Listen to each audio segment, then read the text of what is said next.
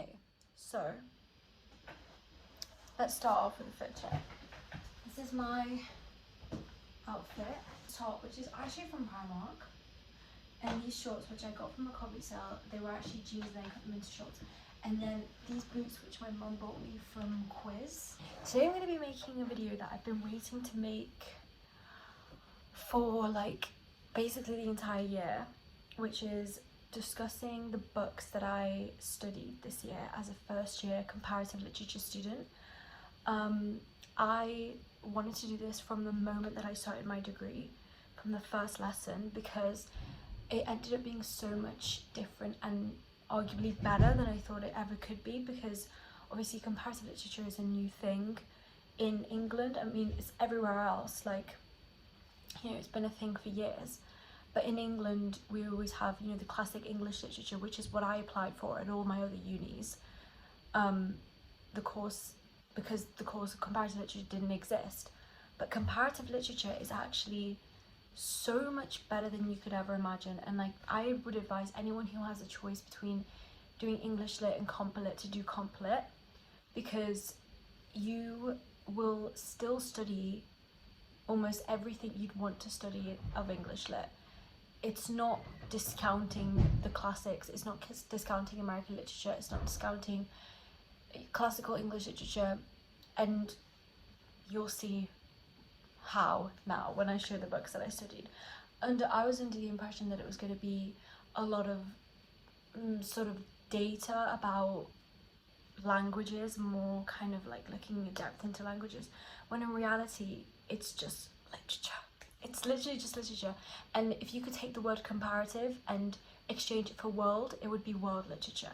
That's how I would describe this degree. You get a lot of flexibility in terms of what literatures you would want to study, because you get a lot of choice in your classes, and so I didn't have to do anything that I didn't enjoy, which I really liked. And I know that my friends who did English lit at my uni had no elective modules. They had to do middle-aged English, like, you know, ancient English, and so a lot of people don't enjoy that kind of stuff, including me. I like modern English, or, you know, latest, like 19th century. So I would have died if I had to do Middle Ages English, and I'm so grateful that I chose this degree. So the first class I'm gonna talk about is my French literature class from term 1. In this class, I first of all begun in the first half of the term.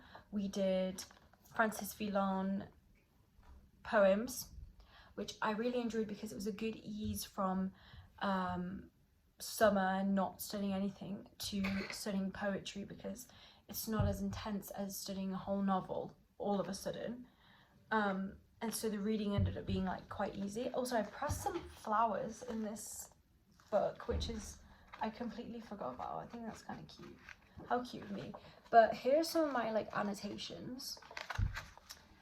Like, you know, at the start I was a bit unsure of it, because it's ancient French but translated into English, so a lot of the things didn't really make much sense to me at first.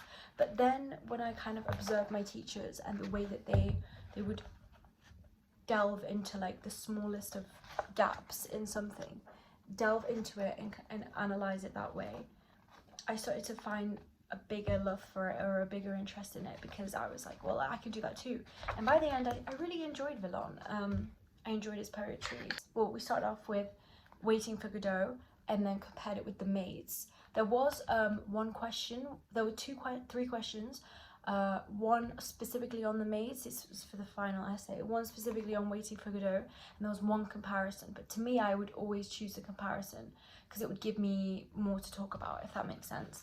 And I really, really loved these two works. I think like Waiting for Godot is something I've always heard of in literature, but I never had the opportunity to study it until you know, this module came about, and I really enjoyed it. And it was it's very existential, and I'm very interested in absurdism, and it's very, you know, delves deeply into absurdism. And overall, I really enjoyed this one. This one was something we did for like 3 weeks, and then for another 3 weeks or another 2 weeks we did The Maids, which is another play. And this one was really interesting because there was a lot of political context to it. And again, this is like a classical piece of literature which is so canonical, which I had no idea about before I started this course. And then also we were guided to get the accompaniment guide to Samuel Beckett, which I didn't actually read the whole thing. I only read the parts that applied to Waiting for Godot because I was kind of tight on time. But overall, I really enjoyed my French Lit class, so much so that I'm taking it again next year. I'm taking French Lit 2. So hopefully I enjoy it as much as I enjoyed it this year.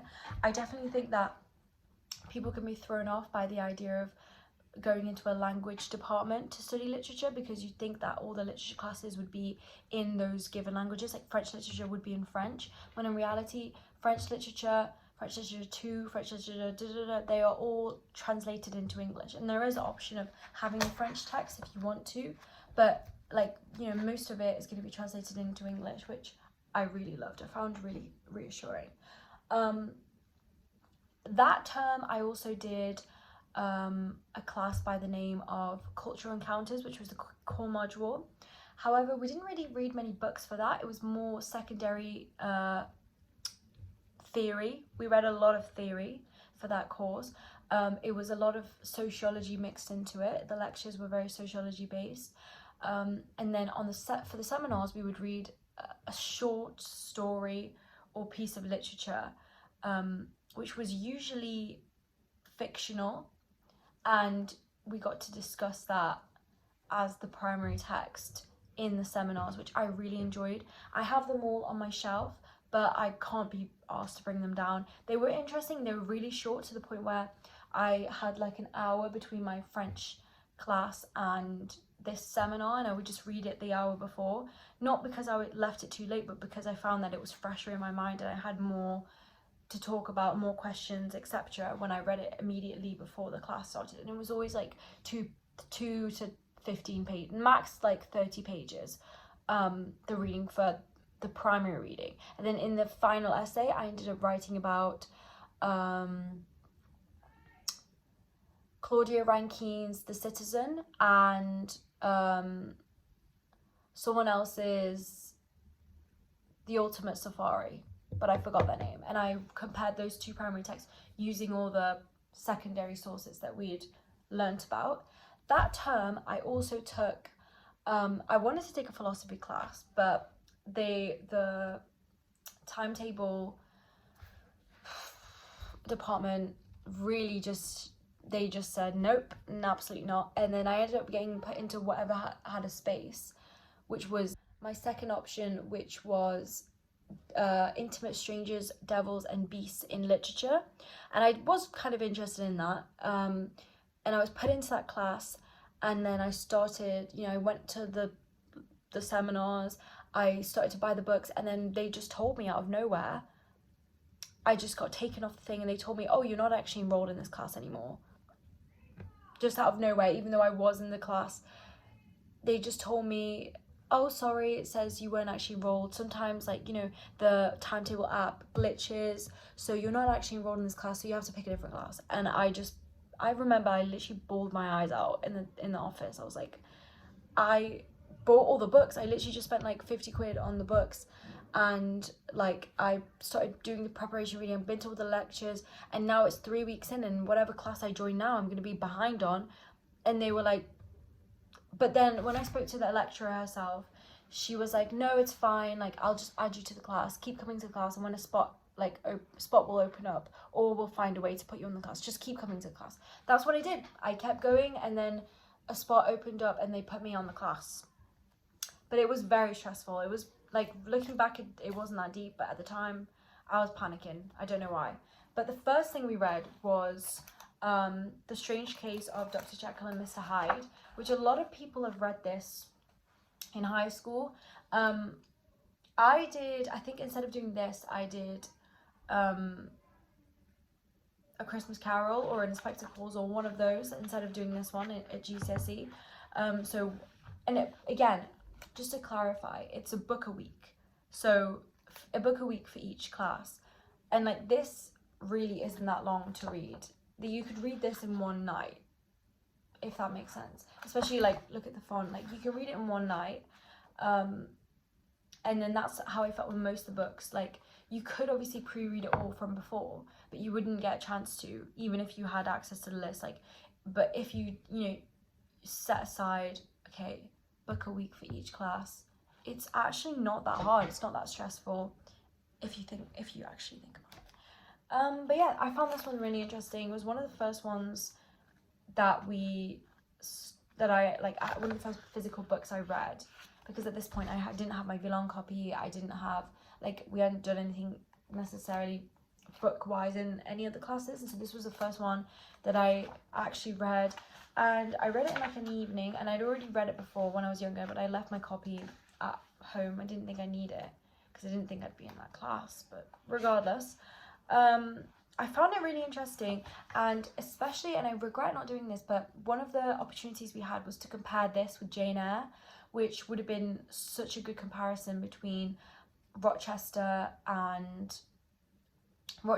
sane self, Rochester's insane self that he tries to bury, and Dr. Jekyll and Hyde, or even Jane and Bertha, if that makes sense.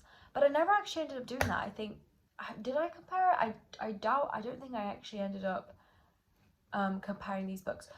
But anyway, after that we did Things Fall Apart, which I also really loved this book. I found it really interesting, and this is like a very canonical book, and I've heard of it a million times, but like getting the opportunity to learn about it and read it like in class was again something I was really excited about, because I was like, this is another book which I've wanted to read for so long, and I'm finally getting the opportunity to not just read it but discuss it, learn about it, and I ended up writing an essay on this book, comparing it with The Purple Hibiscus, which was the book I read after that, which was honestly, I really enjoyed this book. I don't know which I would have preferred. I think because this one had a female protagonist, I'm always going to prefer it. And I really didn't like the protagonist of Things Fall Apart. The main character, I found him, wouldn't call him protagonist, he was probably the antagonist, but the main character, like, I couldn't really feel sympathy for him in any sort of way. He kind of really annoyed me. Whereas Purple Hibiscus, I really resonated with the main character, and I just love books from female perspectives. I just love them. And then the next thing we read was Dawn by Octavia Butler. And Octavia Butler is a really popular dystopian author. Next year, I think I'm doing a class of dystopian novels or dystopian literature. And I know that some of her other works is going to be featured on that class. So I'm really glad I got introduced to her. I found it interesting.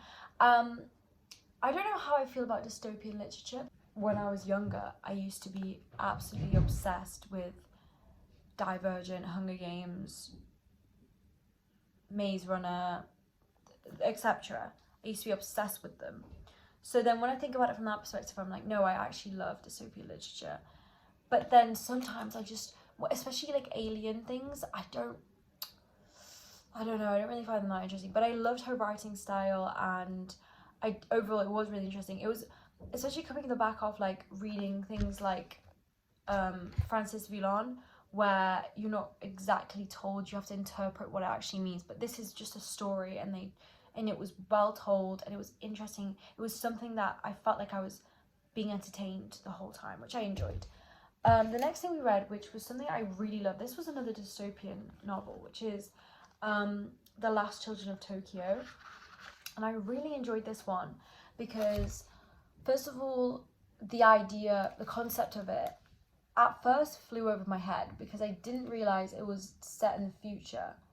I thought it was historical because I'm stupid, and I just started reading and I was just like, oh, it must be, the effects of some sort of like political thing. Not really like historical, but set present or past. I didn't realize that it was set in the future and it was dystopian.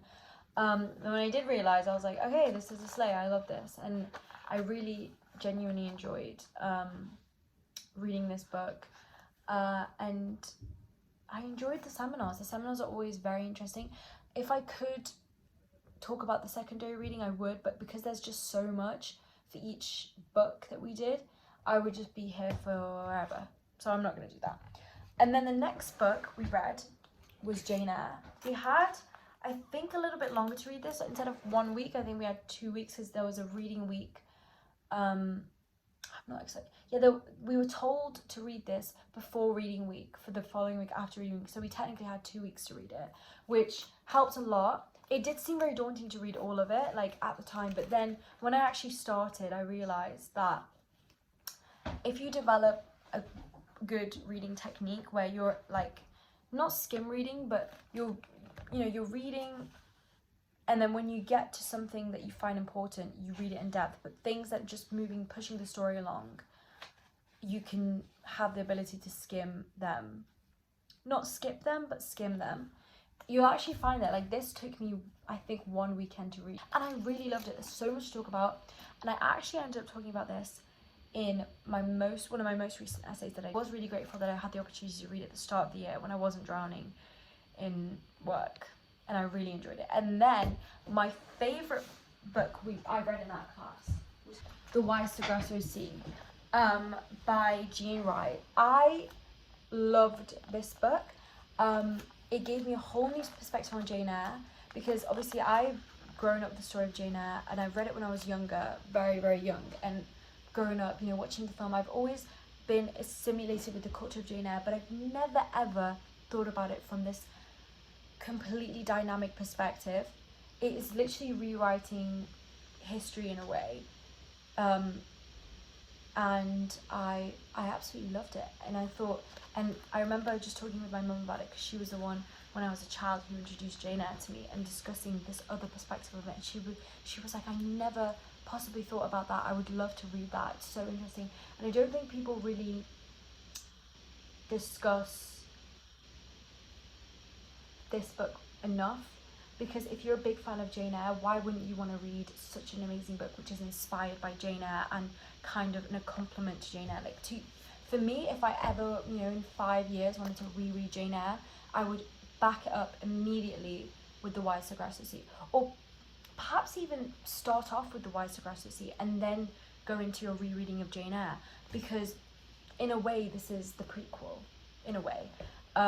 And reading it with hindsight of knowing the story of Jane Eyre and then reading Wise to Grasso Sea, it's phenomenal. I love that. So that was that class, Intimate Strangers, Devils and Beasts in Literature. Then term 2, I had another compulsory module, but this time for this compulsory module we did end up reading a lot of books for it, which was good. And then I had French, because it overlaps between over the 2 terms.